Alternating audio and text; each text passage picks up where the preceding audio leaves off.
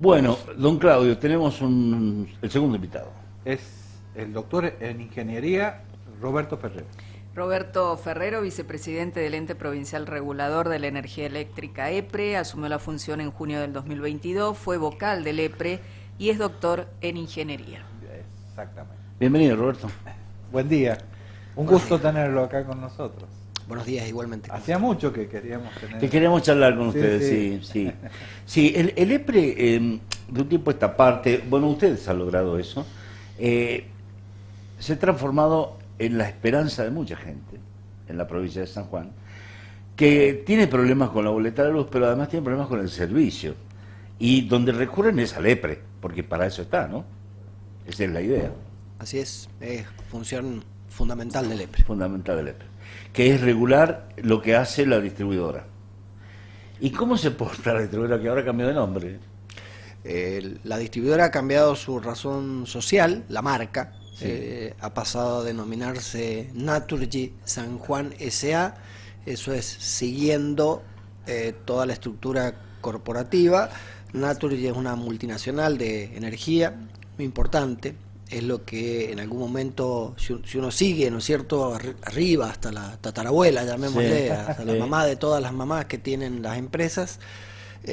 Naturgy es una derivada de lo que fue en su momento Gas Fenosa, Unión Fenosa, en Cataluña, una empresa muy importante en España, tiene activos en muchos países del mundo, en Sudamérica en particular, en varios.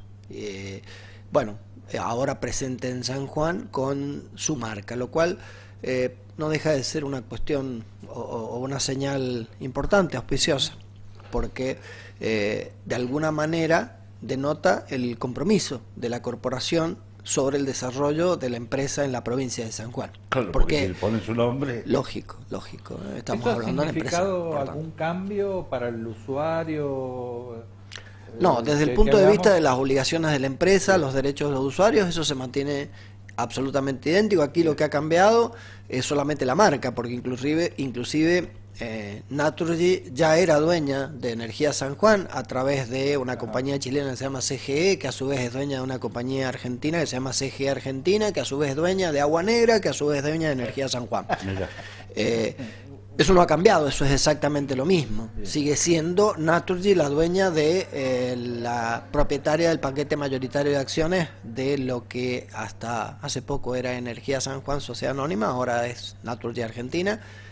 No cambia absolutamente nada, el contrato de concesión es el mismo, el régimen tarifario, el régimen de suministro, las obligaciones de la empresa, los derechos de las personas usuarias son absolutamente idénticos, cambia la marca. Bien. Roberto, ustedes en la gestión del EPRE generaron, yo me acuerdo patente de eso, porque había momentos en que los aumentos de la luz eran, yo diría, dramáticos. Y ustedes generaron, me acuerdo que le denominaron un sendero de actualizarlo poquito, pero más seguido. El sistema resultó, digamos, me parece que funcionó, porque los aumentos no eran tan tremendamente, ¿o no? Bueno, recordemos que la tarifa eléctrica, eso lo dice la ley, está conformada a costos. Es una palabra que nosotros usamos mucho, que lo que quiere decir que los costos finalmente son los que construyen la tarifa. Bien. Cuando digo costos es cuánto vale un transformador, cuánto vale una línea, cuánto vale una columna, cuánto vale el capital que tiene la empresa dedicada a la prestación del servicio. Todo lo que hace a la prestación del servicio en sí mismo tiene un costo, ese costo se calcula y finalmente la tarifa se construye a partir de eso. Tarifas y costos tienen que estar alineadas, tienen que estar las tarifas conformadas a costos. ¿Qué se advirtió a fin del año pasado? Justamente con el inicio de la nueva gestión, nosotros teníamos una perspectiva compleja, porque recuerden que en diciembre del 2023 se produjo una devaluación, la devaluación del peso respecto al dólar, más del 118%. 118%, exactamente, más del 100%, y los costos, tienen la muy mala costumbre de correr mucho más rápido que los salarios. ¿Está bien? Es decir, inmediatamente esos costos se trasladaron a costos de la prestación y los salarios venían detrás. bueno, hay alguien que decía que los costos van por el ascensor y los salarios por la escalera. Sí. Bueno, eso es así, eso es exactamente así. Entonces, la opción que teníamos en enero del 2024, cuando hicimos la audiencia pública de la componente tarifaria provincial de la tarifa eléctrica, era, bueno, reflejar los costos, era la obligación que teníamos, no teníamos muchas alternativas, ¿verdad? Más que cumplir la ley en el sentido de que la tarifa tiene que estar basada en costos. Mirábamos y los costos se habían disparado. Teníamos incrementos de costos realmente sustanciales. Tuvimos un par de reuniones con las autoridades provinciales, les explicamos la situación, las autoridades provinciales entrantes, y les propusimos, porque entendíamos que esto podía llegar a ser una cuestión problemática con la concesión, les propusimos y les de alguna manera coordinamos acciones para que, ya explico eso porque quizás no se va a entender esto que acabo de decir, pero para que se entienda bien, lo voy a cerrar, pero cierro primero esto y después vuelvo a eso para explicarlo. Les propusimos hacer un esquema de sendero tarifario, que es lo que usted acaba de empezar. Es decir, a ver, los costos tienen que estar en el semestre cerrados y las tarifas tienen que representarlos, ¿verdad? Pero en vez de dar un único incremento, hacer un camino de tarifas durante el semestre y que los incrementos tarifarios vayan acompañando a las paritarias salariales que estaban en desarrollo. ¿Está bien? Eso no se había hecho, no se ha hecho en ningún otro lugar del país, fue la primera vez que se hizo, ha tenido realmente muy buenos resultados. Seguramente ahora vamos a charlar un poquito más de eso, pero los resultados han sido buenos porque de alguna manera se ha garantizado una de las cuestiones fundamentales en la política tarifaria, que es la asequibilidad. Es decir, ¿qué sentido tiene, y así lo expusimos en su momento con las autoridades provinciales, qué sentido tiene poner una tarifa que no la va a poder pagar nadie? Está todo bien, representa los costos, pero no la puede pagar nadie. Uno tiene que ser muy cuidadoso en eso, porque estamos hablando de un servicio público esencial. Yo puedo estar quizás un día sin internet, o sin celular, o bueno, con algunas cosas. Lo que no puedo estar es un día sin luz. Es indispensable para la vida moderna. Es más, en algunos casos tiene que ver hasta con la cuestión sanitaria. ¿Qué le vamos a decir a una persona que no se bañe, que no cocine, que no se asee, que no mantenga calefaccionada una habitación de una persona enferma? Digo, o que para su vida depende de un aparato. O para su vida depende de un aparato. Aún, claro. Digo, en eso hay que ser, claro, hay que ser muy, muy, muy cuidadoso en esas decisiones. Entonces, bueno, las autoridades provinciales lo tomaron bien. ¿Y por qué digo que es importante esto que acabo de decir de las autoridades provinciales? Porque cuando lo charlamos, al tiempito nomás que sacamos la resolución, nosotros sabíamos, teníamos idea que iba a pasar, la empresa presentó una situación catastrófica. La empresa se presentó con un recurso directo ante el gobernador de la provincia. Nosotros sabíamos que eso iba a ver, sabíamos, no es que sepamos, como que lo olfateábamos, por decirlo de alguna manera, nos imaginábamos una reacción de ese tipo, por eso antes de instrumentar la medida es que habíamos advertido de las consecuencias de esa medida, y una presentación directa del presidente de la empresa por ante el señor gobernador de la provincia. Como nosotros un poco, insisto, teníamos la idea de que esto iba a pasar, no en vano llevamos 30 años trabajando en esto, ¿verdad? Claro. Teníamos la idea que iba a pasar, sabíamos perfectamente en el marco que se iba a presentar eso, una presentación del presidente de Energía San Juan, Sociedad Anónima en aquel momento, ante el señor gobernador, y el señor gobernador con muy buen criterio la rechazó. Rechazó ese pedido. Eso significaba, el pedido que hacía en aquel momento la empresa era de que la tarifa le hacía falta 5.000 millones de pesos más, que se había quedado corta en 5.000 millones de pesos. No es poca plata, ¿no? ¿Y eso qué representa en cuanto al impacto a la gente? Iba a ser un incremento importante. No es fácil juntar 5.000 millones de pesos, ¿no? Y cuando se junta pagándolo a alguien es más difícil todavía, ¿verdad? Claro. El gobernador lo rechazó. El EPRE, por supuesto, inmediatamente después del rechazo del poder concedente sacó una resolución rechazándolo, y lo que se dijo en aquel momento es lo que le acabo de decir. La preocupación no es que la tarifa se haya quedado corta, no, para nada. No teníamos esa preocupación. Al revés, la preocupación que teníamos es si la gente, los ciudadanos, iban a poder pagar la tarifa, porque sabíamos que la cuestión salarial venía demorada. Los salarios han ido entrando después, en febrero, en marzo, en abril, han empezado a llegar los salarios con algún aumento. Y bueno, la tarifa no podía aumentar de un día para el otro, pegar un salto así tan elevado. Bueno, se hizo, no pasó nada, la gente siguió pagando la factura, el servicio se siguió prestando dentro de los cánones establecidos en el contrato de concesión. Bueno, no hubo ninguna situación catastrófica y ahí estamos, ahí sigue la empresa, seguimos nosotros y no se murió nadie. Claro, Roberto, ahora después vino el tema de la quita de subsidios. Ese ya es otra historia. Claro. Eso ya es una política nacional. Hay una definición de la nación, un nuevo paradigma en la asignación de subsidios que entiende la nación de que los subsidios deben estar orientados solo y exclusivamente a los hogares de menores ingresos. Y eso, en una estimación que se hizo en algún momento, estaba hablando de no más de un 10% de los hogares. Claro. Bueno, un 10-15% de los hogares son los que quedarían con subsidios. Todo el resto se le ha ido quitando los subsidios, eliminando los subsidios. Hoy por hoy hay un grupo importante aún de hogares con subsidios que progresivamente se le ha sacado. Lo último que se ha hecho ha sido establecer topes de subsidios, topes de consumo para los subsidios. Antes el subsidio, aún para los hogares de menores ingresos, los famosos N2, hogares de menores ingresos, así figura en la factura, tenían subsidiado toda la energía que se consumía en el suministro. A partir del 1 de junio, una de las últimas medidas en este esquema de transición que se ha propuesto la Secretaría de Energía de la Nación, solo tienen subsidiado hasta 700 kilovatios hora mensuales. El excedente de eso va sin subsidio.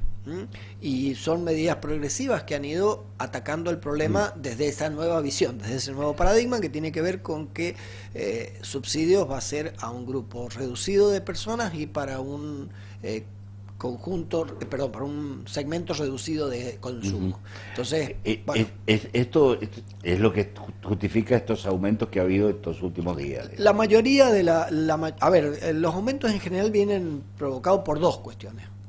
O tres, por decirlo de alguna manera. La cuestión provincial, que eso, como dijimos, ha sido una cuestión progresiva. De hecho, la última medida que hemos dispuesto hace muy poco, la semana pasada, ha sido que la parte provincial de las tarifas se mantiene congelada sin variación, por lo menos hasta las facturas del mes de septiembre, con vencimiento de septiembre. Esto tiene que ver con que el sendero que se había hecho en enero está por arriba de los costos, y tal cual, cuando hay una revisión tarifaria hay que alinear tarifas a costos, y cuando quedan las tarifas por debajo de los costos, las tarifas tienen que subir.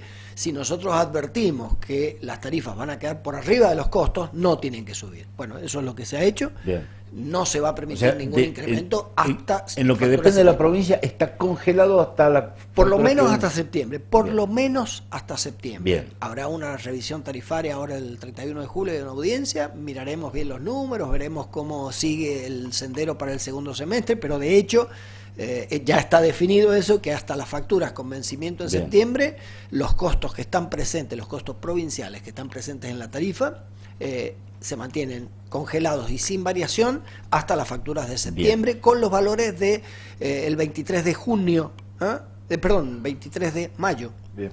Bien. A partir de ahí es que queda todo congelado. Dijo, ¿verdad? Tres motivos. Sí. Primero, provincial. Sí, una preguntita. Sí.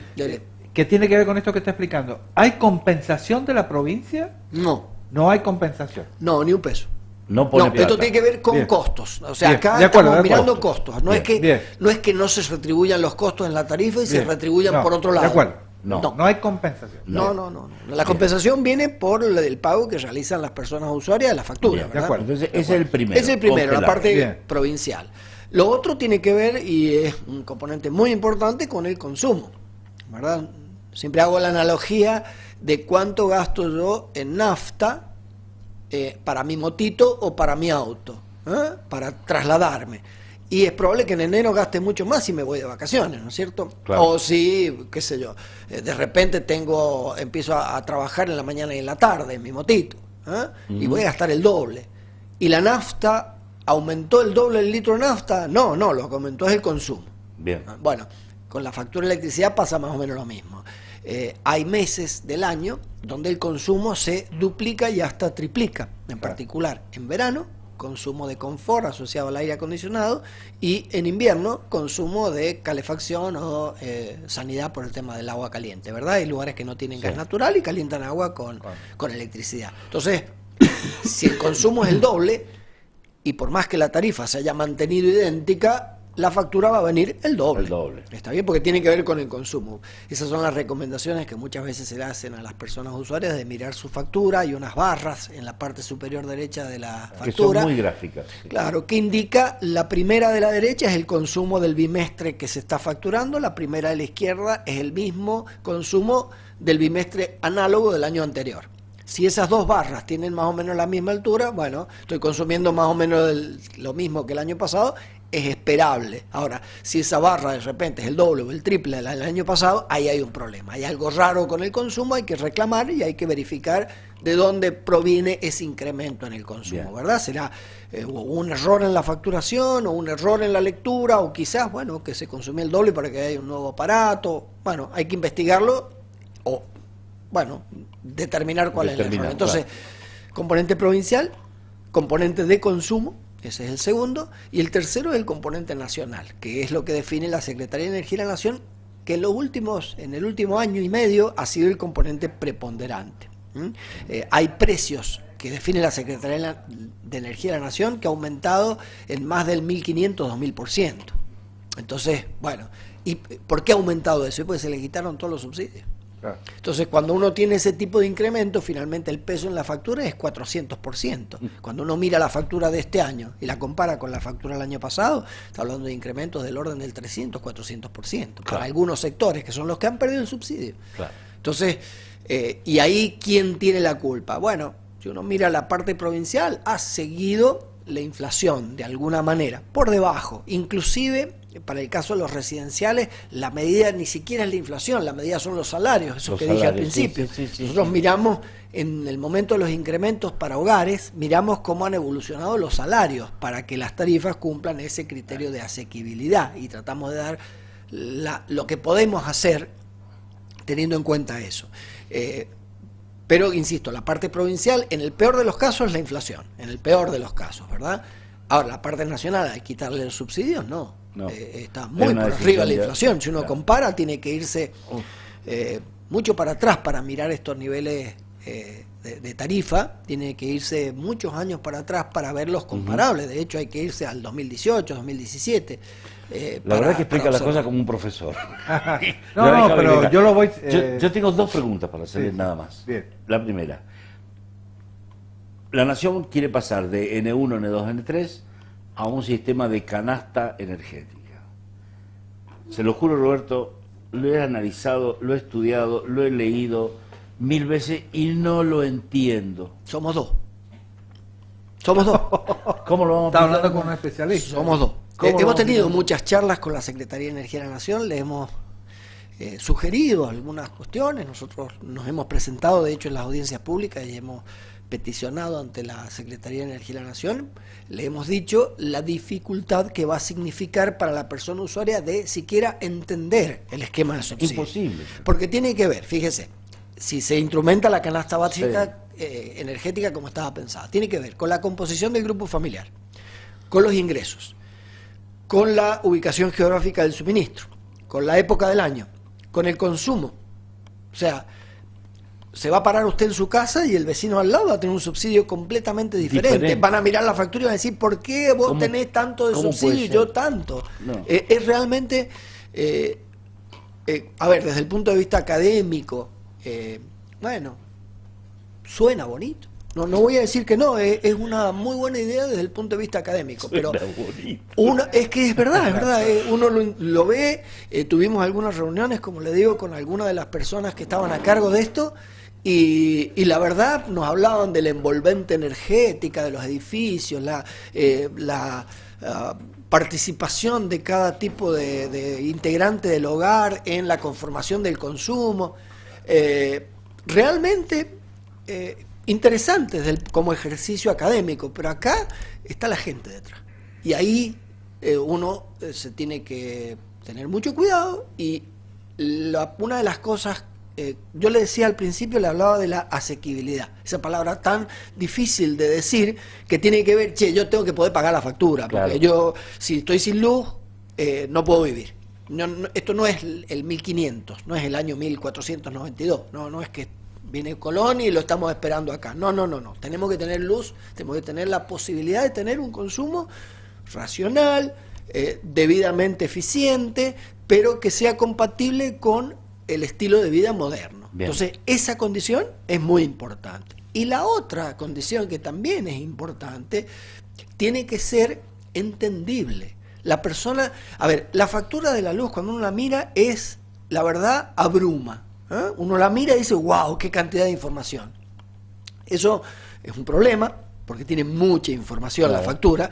También es una virtud, porque convengamos que cuando uno va a comprar un litro de nafta, ni se entera de que ahí hay un 45, un 50, un 60% de impuestos. No sabe para quién va la plata, qué impuesto está ahí. Uno no tiene idea. Va, paga 1000 y pico el litro de nafta y chao. ¿Está bien? A ver, la factura de la luz, si tiene, a ver, no podría decirlo así, ¿no?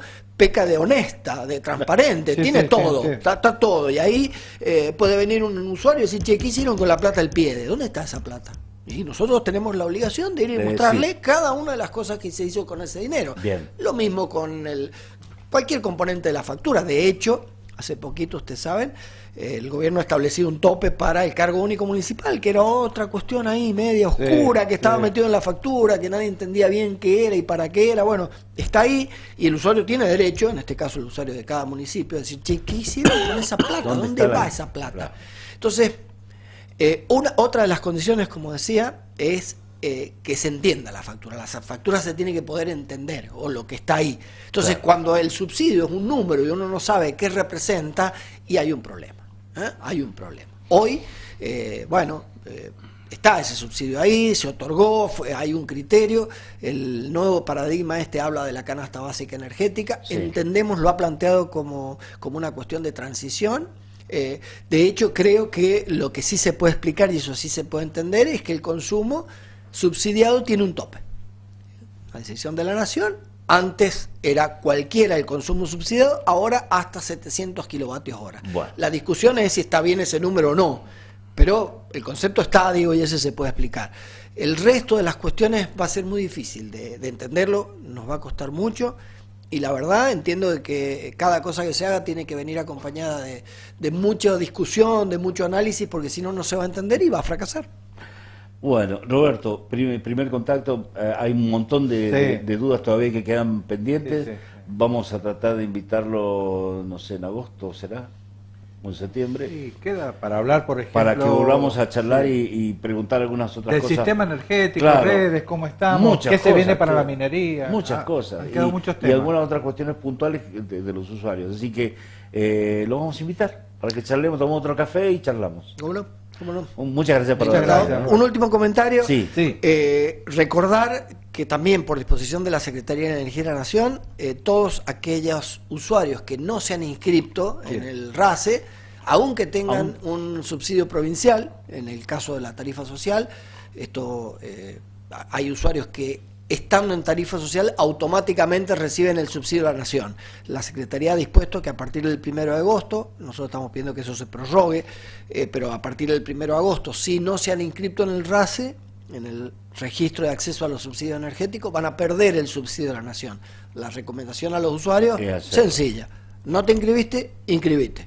Urgente, porque si por alguna razón tenés un subsidio, aunque no te hubieras inscrito, ese subsidio se pierde a partir del 1 de agosto. Claro. Recordarle a los usuarios eso. Gracias. Ahí no son pocos hogares que están en esta situación. En San Juan hay alrededor de 60.000 hogares que tienen subsidio N2 de menores ingresos.